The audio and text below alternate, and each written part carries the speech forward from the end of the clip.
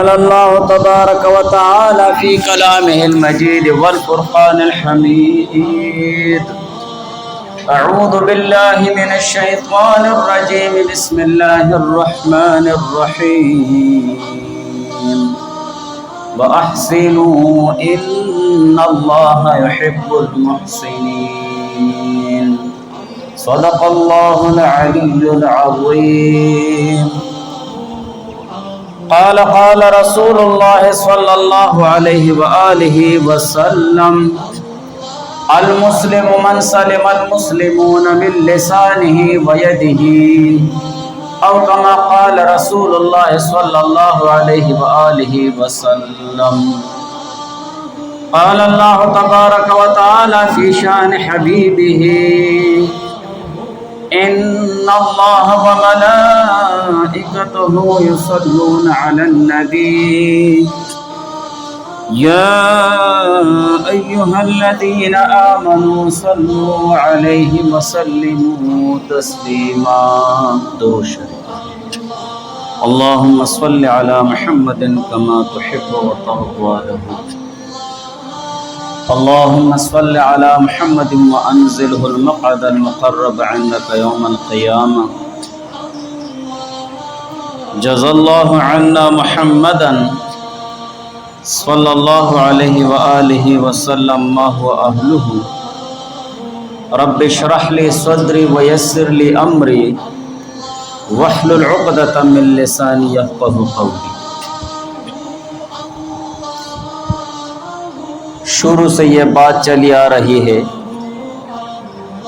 کہ ہم مومن مسلمانوں کے عروج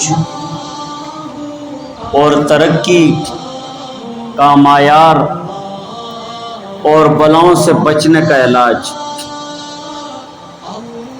پہلی چیز ذکر ہو گئی ہے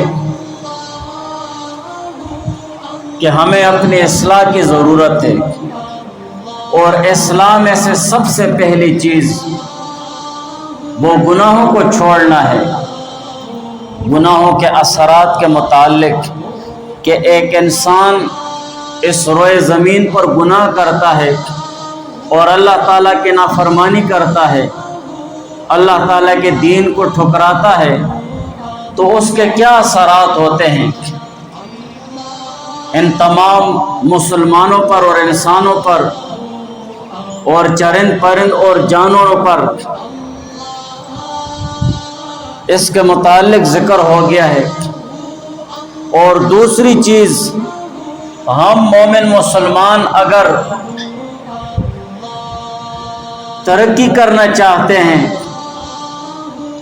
اور اسی طرح تمام پریشانیوں اور بلاؤں سے نجات چاہتے ہیں تاکہ تمام پریشانیوں سے نجات مل جائے اور اللہ تعالیٰ کا قرب حاصل ہو جائے، تو اس کے لیے دوسری ضروری چیز وہ مومن مسلمانوں کا باہمی تناصر ہے اور تعاون ہے کہ تمام مومن مسلمان اخلاص کی بنیاد پر، دین اور دینداری کی بنیاد پر ایک دوسرے کے ساتھ تعاون کا برتاؤ کریں، مدد کا برتاؤ کریں. وَتَعَاوَنُوا عَلَى الْبِرِّ وَالتَّقْوَى وَلَا تَعَاوَنُوا عَلَى الْإِثْمِ وَالْعُدْوَانِ. اللہ تعالیٰ بھی فرماتے ہیں کہ تم لوگ ایک دوسرے کے ساتھ نیکی اور بھلائی اور تقوی اور پرہیزگاری کے کاموں میں تعاون کرو. وَلَا تَعَاوَنُوا عَلَى الْإِثْمِ وَالْعُدْوَانِ.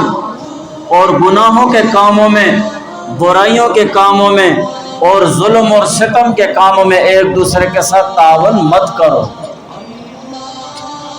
آج ہم مومن مسلمان اپنے گریبان میں جھانک کر دیکھیں تو ہم اس آیت کے بالکل الٹ جا رہے ہیں.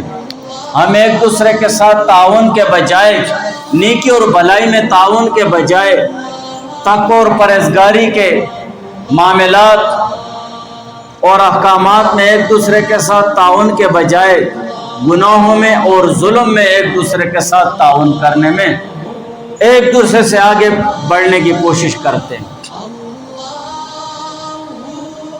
تو ہم مومن مسلمانوں کو اس پستی سے نکلنے کے لیے بنیادی طور پر ضروری چیز وہ ہے باہمی تناصر اور تعاون ہے کہ ایک دوسرے کے ساتھ ہم ہمدردی اور مدد اور اسی طرح تعاون کا مظاہرہ کریں. اور اللہ تعالیٰ فرماتے ہیں انما المؤمنون اخوہ، یہ تعاون اور تناصر ایک دوسرے کے ساتھ مدد ہونا کیوں ضروری ہے؟ اس لیے کہ تمام مومن مسلمان اسلامی رشتے میں جڑے ہوئے ہیں، تمام مومن مسلمان آپس میں بھائی ہیں. اس اسلامی بھائی چارے اور اس اسلامی رشتے کا تقاضا یہ ہے کہ ہر مومن مسلمان دوسرے مومن مسلمان کے ساتھ تعاون اور تناصر کرے، اس کے ساتھ ہمدردی کا مظاہرہ اور معاملہ کرے، نہ کہ اس کے ساتھ ظلم اور ستم کا معاملہ کرے. اور اسی طرح احادیث میں بھی حضور علیہ السلام نے تمام مومن مسلمانوں کو کا جسد واحد، ایک جسم کی مانند مثال دی ہے، ایک جسم کی طرح. المؤمنون کا رجل واحد، کہ تمام مومن مسلمان ایک شخص کی طرح ہیں. ان اشتکا عینہ اشتکا کلہ، اگر اس کی آنکھ میں درد ہوتا ہے تو تمام بدن میں درد ہوتا ہے. اسی طرح مومن مسلمانوں کو بھی ہونا چاہیے. اگر ایک مومن مسلمان تکلیف اور پریشانی میں ہے تو تمام مومن مسلمان تکلیف اور پریشانی میں ہوں. اس آیت کا تقاضا یہ ہے انما المؤمنون اخوہ، کہ تمام مومن مسلمان آپس میں بھائی ہیں، اسلامی رشتے میں جڑے ہوئے ہیں.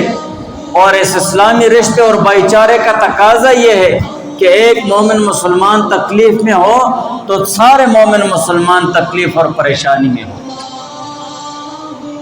ایسا ماحول اور ایسا معاشرہ ہونا چاہیے، تو تب ہمارے حالات وہ اچھے ہوں گے، انفرادی طور پر بھی اور اجتماعی طور پر بھی. اور انس رضی اللہ تعالیٰ عنہ سے روایت ہے قال قال رسول اللہ صلی اللہ علیہ وآلہ وسلم، کہ حضور علیہ السلام نے فرمایا من قضى لأحد من امتی حاجتا، کہ میری امت میں سے کسی نے دوسرے مومن مسلمان کی حاجت پوری کی، یرید ان یسرہ، اور اس حاجت پوری کرنے والے مومن مسلمان کی کوشش یہ ہو اور اس کا ارادہ یہ ہو کہ میرا یہ مومن مسلمان بھائی خوش ہو جائے اس کی حاجت پوری کرنے سے، فقط سرنی، تو اس نے مجھے خوش کر دیا. ومن سرنی فقط سر اللہ، اور جس نے مجھے خوش کر دیا اس نے اللہ تعالیٰ کو خوش کر دیا. ومن سر اللہ ادخلہ اللہ الجنہ، اور جس نے اللہ تعالیٰ کو خوش کر دیا اللہ تعالیٰ اسے جنت میں داخل کر دے. اب دیکھو کہ ایک مومن مسلمان کی حاجت پوری کرنا، اس کی خوشنودی کے لیے، اس کی دلجوئی اور خوشی کے لیے، اس کی اتنی بڑی فضیلت ہے، گویا کہ حضور علیہ السلام کو تو نے خوش کر دیا ہے، حضور پاک صلی اللہ علیہ وسلم کو خوش کر دیا ہے. اور حضور علیہ السلام کی خوشی کیا ہے؟ وہ اللہ تعالیٰ کی خوشی اور رضامندی ہے. اور اللہ تعالیٰ کی خوشی اور رضامندی کیا ہے؟ اللہ تعالیٰ سے جنت میں داخل کر دیں گے. آج ہم مومن مسلمان جب ایک دوسرے مومن مسلمان کی خوشی کے لیے اس کی حاجت روائی نہیں کرتا ہے، اس کی خبر گیری نہیں کرتا ہے، اس کی کوئی ضرورت پوری نہیں کرتا ہے، بلکہ الٹا اسے نقصان دیتا ہے، تو حضور علیہ السلام کہاں سے خوش ہوں گے؟ حضور علیہ السلام کی رضا اور خوشنودی کیسے حاصل ہوگی جب حضور علیہ السلام کی خوشنودی حاصل نہیں ہے، حضور علیہ السلام کی رضا حاصل نہیں ہے، تو اللہ تعالیٰ کی رضا بھی حاصل نہیں ہے. اور جب اللہ تعالیٰ کی رضا حاصل نہیں ہوگی تو کہاں سے اللہ تعالیٰ کی طرف سے خیر کے فیصلے آئیں گے؟ تو ہم مومن مسلمانوں کا معاشرہ ایسا ہونا چاہیے کہ ہر مومن مسلمان دوسرے کے ساتھ تعاون اور مدد اور ہمدردی کا مظاہرہ کرے، ایسے نہ ہو کہ اس کے ساتھ ظلم اور ستم کا مظاہرہ کرے.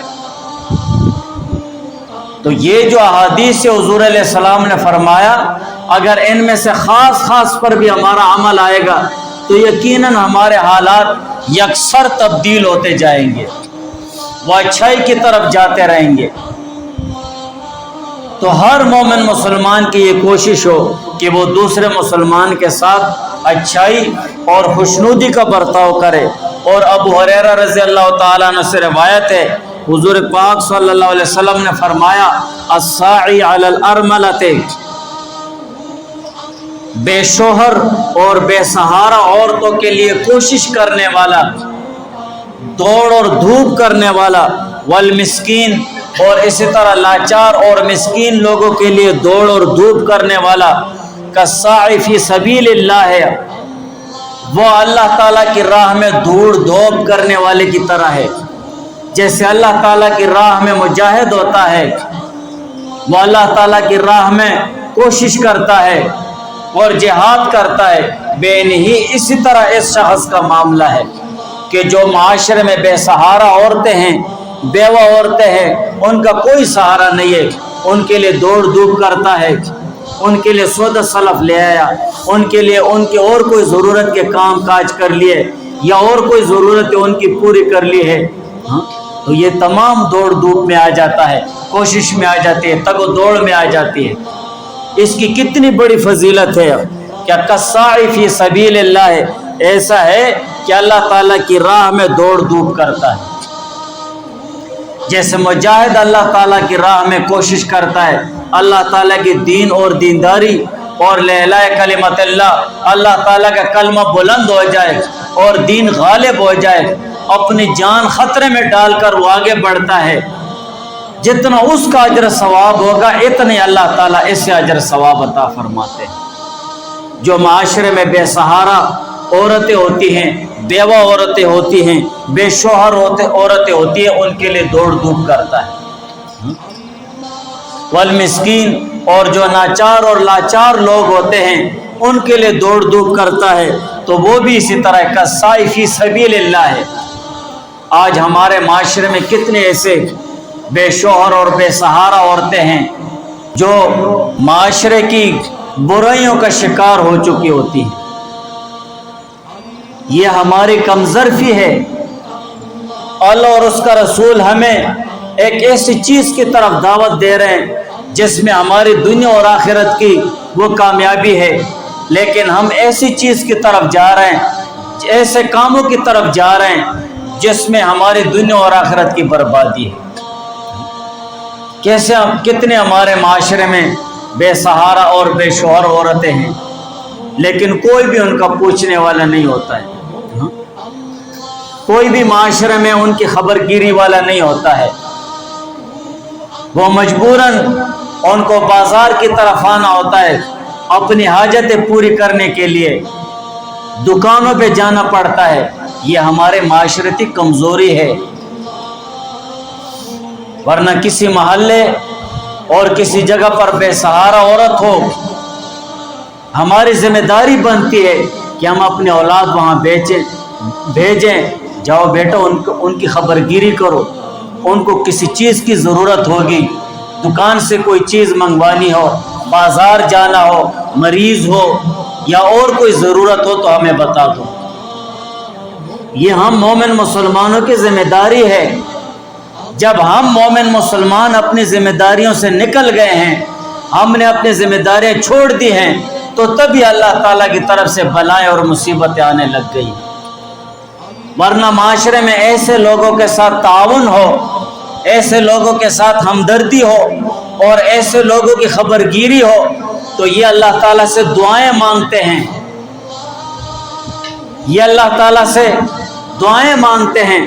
اور دوسرا حدیث میں ہے جو کمزور اور مسکین لوگ ہوتے ہیں ان کی وجہ سے لوگوں کو رزق دیا جاتا ہے۔ معاشرے کی جو بے سہارا عورتیں ہیں اور بے شوہر عورتیں ہیں تو ان پر امتحان نہیں ہے، یہ اصل امتحان معاشرے والوں پر ہو جاتا ہے۔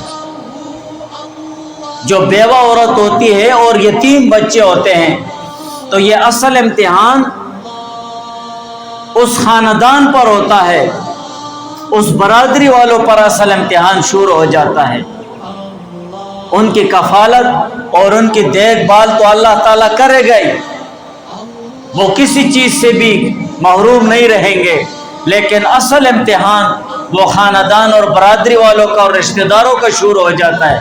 کہ کون ہے ان کے رشتہ داروں میں جو ان بیوہ اور بے سہارا عورتوں کا سہارا بنے، ان کے ساتھ تعاون اور مدد کا مظاہرہ کرے، ان یتیموں کے سر پر شفقت کا ہاتھ پھیرے۔ یہ تو معاشرے کا امتحان شروع ہو جاتا ہے، رشتہ داروں کا امتحان شروع ہو جاتا ہے۔ آج ہم خود اپنے گریبان میں جان کر دیکھیں کہ ہم ان کے ساتھ کیسے سلوک کرتے ہیں۔ تو حضور علیہ السلام نے فرمایا الساعی علی الارملۃ والمسکین کالساعی فی سبیل اللہ ہے کہ جو بے شوہر اور بے سہارا عورتیں ہیں ان کے لیے دوڑ دھوپ کرنے والا شخص، والمسکین اور لاچار اور مسکین لوگوں کے لیے دوڑ دھوپ کرنے والا، کالساعی فی سبیل اللہ، یہ ایسے شخص کی طرح ہے جو اللہ تعالیٰ کی راہ میں دوڑ دھوپ کرتا ہے۔ وَأَحْسِبُهُ قَالَ كَالْقَائِمِ لَا يَفْطُرُ وَكَالصَّائِمِ لَا يُفْطِرُ، اور راوی فرماتے ہیں کہ میرے خیال میں یہ بھی حضور علیہ السلام نے فرمایا كَالْقَائِمِ لَا يَفْطُرُ، کہ ایسے شخص کو ایسا اجر اللہ تعالیٰ عطا فرماتے ہیں جیسے ساری رات عبادت کرنے والا ہوتا ہے، لا یفطر، اور وہ اس کا عبادت سے جی نہیں اکتاتا ہے، مسلسل اللہ تعالیٰ کی عبادت کرتا ہے ساری رات۔ وَكَالصَّائِمِ لَا يُفْطِرُ، اور اس روزہ دار کی طرح ہے جو کبھی بھی افطار نہیں کرتا ہے، ہمیشہ روزے میں رہتا ہے۔ اتنا اجر ثواب اللہ تعالیٰ نے لکھا ہے اس پر۔ تو جب معاشرے میں ایسے لوگ ہوں گے اور ہمارا معاشرہ اسی طریقے کے ساتھ چلے گا، جب اللہ تعالیٰ اتنا اجر ثواب کسی شخص اور کسی مومن مسلمان کو عطا فرمائیں گے تو کیسے خیر کے فیصلے آئیں گے۔ تو تمام مومن مسلمانوں کی کامیابی اور اسی طرح پستی سے نکلنے کا علاج، دوسرے نمبر پر چیز وہ ہم مومن مسلمانوں کا ایک دوسرے کے ساتھ تعاون ہے، ایک دوسرے کے ساتھ ہمدردی کا مظاہرہ کرنا ہے، اور معاشرے میں ایک ایسا کردار ادا کرنا ہے جو بے سہارا لوگ ہیں، مسکین لوگ ہیں، ان کا سہارا بننا ہے کسی طریقے سے بھی ہو۔ آپ جب بھی جائیں چھٹی پر تو ایسے لوگوں کے متعلق پوچھا کرو کہ ان کا گزران کیسا ہے، گزارا کیسے چل رہا ہے۔ ہاں، یہ ہمارے محلے میں یتیم بچے ہیں، یہ سبق پڑھتے ہیں یا نہیں پڑھتے ہیں، اسکول جاتے ہیں یا نہیں جاتے ہیں، یہ ہم معاشرے والوں کی ذمہ داری ہے۔ جو ایسے بے سہارا عورتیں اور بیوہ عورتیں ہیں، طلاق یافتہ عورتیں ہیں، یا اسی طرح یتیم بچے ہیں، ان کے متعلق پوچھنا چاہیے، ان کے رشتہ داروں کو ترغیب دینی چاہیے کہ یہ تم لوگوں کے رشتہ دار ہے، تم لوگوں کی ذمہ داری ہے، ان کی خبر گیری کرو، یہ اپنے اوپر لازم کر لو، اپنے اوپر لازم کر لو۔ معاشرے میں ایسے کوئی ہے ان کے گھر میں بچہ بھیجو، ہاں کوئی ضرورت ہے، کوئی چیز منگوانی ہو، بازار جا رہا ہوں، کوئی مریض ہو، کوئی دوائی لانی ہو، وہ تو اس سے اپنے کام نہیں کروائیں گے لیکن دعائیں تمہیں جھولی بھر کر دیں گے کہ دیکھو ایسے بھی معاشرے میں لوگ ہیں جو ہماری خبر گیری کرنے والے ہیں، ہمارے رشتہ داروں میں ایسے لوگ ہیں جو ہماری خبر گیری کرنے والے ہیں، یہ اپنے اوپر لازم کر لو۔ سب سے پہلے اپنے رشتہ داروں میں پوچھو، ان کے ہاں جاؤ، ان کی خبر گیری کرو۔ یہ بار بار میں اسی لیے کہہ رہا ہوں کہ ان چیزوں کی بہت زیادہ فضیلت قرآن اور احادیث میں ذکر ہوئی ہے، تمام معاشرے کا سدھار اسی پر منحصر ہے۔ اگر ہمارے معاشرے میں ہم مومن مسلمانوں میں یہ جذبہ پیدا ہو جائے تو کوئی بھی بے سہارا نہیں ہوگا، کوئی بھی اسی طرح ذلت اور رسوائی کی طرح مومن مسلمان نہیں جائے گا، بلکہ معاشرے میں ایک انوکھا نکھار ہوگا۔ تو ایسے لوگوں کی خبر گیری اپنے اوپر لازم کر لو، جب بھی چھٹی پر جاؤ اپنے گلی محلے میں دیکھو، ایسے لوگوں کو پوچھو اور ان کی خبر گیری کرو جو جائز طریقے سے ہو۔ تو یہ ہر ایک آدمی اپنے اوپر لازم کر لے۔ اور تیسری چیز جو ہم مومن مسلمانوں کی ترقی کے لیے اور اللہ تعالیٰ کی طرف سے خیر کے فیصلے ہوں، تیسری چیز وہ ہے اپنے ظلم اور اپنے شر سے دوسرے مسلمانوں کو محفوظ کرنا ہے، دوسرے مسلمانوں کو تکلیف دینے سے خود کو بچانا ہے۔ یہ ہمارے معاشرے میں بہت زیادہ عام ہو گیا ہے کہ ہم تمام مومن مسلمان وہ ایک دوسرے کو تکلیف دینے پر تلے ہوتے ہیں، کوئی زبانی تکلیف دیتے ہیں، کوئی ہاتھوں سے تکلیف دیتے ہیں، کوئی مال کے ذریعے تکلیف دیتے ہیں۔ مسلم شریف کی روایت ہے تکف شرک عن الناس، حضور علیہ السلام نے فرمایا کہ اپنے شر سے لوگوں کو محفوظ رکھو، اپنے شر سے لوگوں کو بچاؤ۔ اور حضور علیہ السلام نے فرمایا فَإِنَّهَا صَدَقَةٌ مِنْكَ عَلَى نَفْسِكَ، کہ مومن مسلمانوں کو اپنے شر سے بچانا یہ اپنے آپ پر نیکی کرنا ہے، اپنی جان کا صدقہ ہے کہ تم اب دوسرے مومن مسلمانوں کو اپنے شر سے بچاتے ہو۔ اور شر سے بچانا کیسا ہے کہ ایک انسان دوسرے انسان کو کچھ کہنا چاہتا ہے لیکن وہ کچھ کہنا اپنے دل میں دبا لیتا ہے،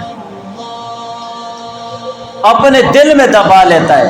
جیسے ہمارے اکثر ایسے ہوتا ہے نا کہ جب دو آدمی باتیں کر رہے ہیں ہمارے معاشرے میں تو تیسرا پھر اس سے پوچھے تو نے اس سے کیا کہا، میں نے اسے ایسی جلی کٹی سنائی کہ وہ زندگی بھر یاد رکھے گا، یا میں نے اس سے ایسی بات کی نا کہ وہ زندگی بھر اس کا دم گھٹتا رہے گا۔ یہ ایسے کرتے ہیں نا لوگ۔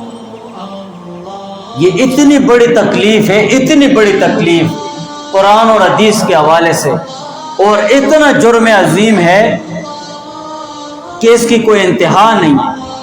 عورتوں میں یہ بیماری بہت زیادہ ہے۔ جب عورتیں آپس میں تھوڑی سی تو میں ہوتی ہے نا تو ایسی باتیں سنانے لگتی ہیں دوسری عورت کو کہ وہ ساری زندگی پچھتاتی ہے، ساری زندگی اس کا دم گھٹتا رہتا ہے، ساری زندگی اس کے دل میں ایک کوڑاہٹ پیدا ہو جاتی ہے کہ اس نے مجھے کیسی باتیں سنائی، یا اس کے عیب سنا لیتی ہے، اس کی برائیاں اسے سنا لیتی ہے۔ بعض کہتے ہیں نا میں نے اسے ایسا شیشہ دکھایا نا کہ تو اس طرح ہے، تو اس طرح ہے، تو اس طرح ہے۔ ان چیزوں سے اسے کوئی فائدہ تو نہیں ہوا، لیکن اسے سنانے والے کو فائدہ نہیں ہوا، سننے والے کا نقصان نہیں ہوا، لیکن سنانے والے کا سب سے بڑا نقصان ہو گیا کہ وہ بہت بڑا جرم کر بیٹھا ہے۔ تکف شرک عن الناس، اپنے شر سے دوسرے مومن مسلمانوں کو محفوظ کر دو، دوسرے مومن مسلمانوں کو تکلیف مت دو، ایسی بات اسے مت سناؤ، ایسے زبان سے ایسی بات مت نکالو جس سے اس کا دل ٹوٹ جائے، جس سے وہ ساری زندگی اس کا دم گھٹتا رہے۔ یہ ہمارے معاشرے میں کتنا عام ہو گیا ہے۔ پہلے یہ بیماری عورتوں میں تھی، اب مردوں میں بھی آ گئی، مردوں میں بھی آ گئی۔ میں نے اسے ایسا سنایا ہے، یہ جو ایسا سنا ہے نا اس کو ہضم کرنا ہے، یہ ایسا سنانا جس نے ہضم کرنا شروع کر دیا ہے بس وہ کامیاب ہو گیا، وہ ہمیشہ کے لیے کامیاب ہو گیا، اس کے ساتھ ہمیشہ کے لیے خیر کا معاملہ ہوگا اللہ تعالیٰ کی طرف سے۔ لیکن جو ہضم کرنا نہیں سیکھ سکتا ہے اور دوسرے مسلمان کو بعض کہتا ہے نا میں نے سارے دل کی بڑاس اس پر نکال دی، تو نے دل کی بڑاس نہیں نکالی ہے بلکہ تو نے اس کو رسوا کر دیا ہے، زندگی بھر کے لیے اسے تو نے درد دے دیا ہے، زندگی بھر کے لیے تو نے اس کے دل پر زخم بنا دیے ہیں۔ اور جراحات السنان لها التیام ولا یلتام ما جرح اللسان، جو تیر اور تلوار کا زخم ہوتا ہے نا وہ بھر جاتا ہے لیکن زبان کا زخم کبھی بھی نہیں بھرتا ہے، زبان کا زخم کبھی بھی نہیں بھرتا ہے، یہ ہمیشہ یاد رہتا ہے۔ جب بھی وہ زبان چلانے والے کی صورت سامنے آ جاتی ہے وہ زخم پھر تازہ ہو جاتا ہے۔ تو ہمیں اس چیز سے بچنا چاہیے۔ تیسرے نمبر پر ضروری چیز یہ ہے کہ اپنے ظلم اور شر سے دوسرے مومن مسلمانوں کو محفوظ رکھنا ہے، یعنی دوسروں کو تکلیف دینے سے بچانا ہے۔ کہ کسی صورت بھی میں میرے طرف سے مومن مسلمان کو کسی قسم کی کوئی تکلیف اور پریشانی نہ پہنچے، یہ میری طرف سے بالکل سکون سے ہو، اطمینان سے ہو، یہ اصل مومن مسلمان کی شان ہے۔ تو کوشش کرنی چاہیے کہ سب سے پہلے مومن مسلمان ایک دوسرے کے ساتھ ہمدردی اور اسی طرح تناصر، مدد اور بھلائی کا مظاہرہ ہو۔ اگر ہم اس ادارے میں رہیں تب بھی یہ مظاہرہ ہو، ہمدردی کا مظاہرہ ہو۔ اگر ہم معاشرے میں رہیں تب بھی یہ مظاہرہ ہو۔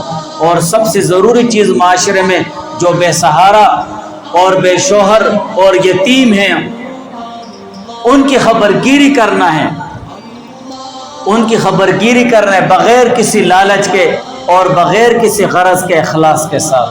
اور تیسرے نمبر پر چیز دوسرے مسلمانوں کو اپنے شر سے بچانا ہے۔ انشاءاللہ اس پہ اور بھی ذکر ہے۔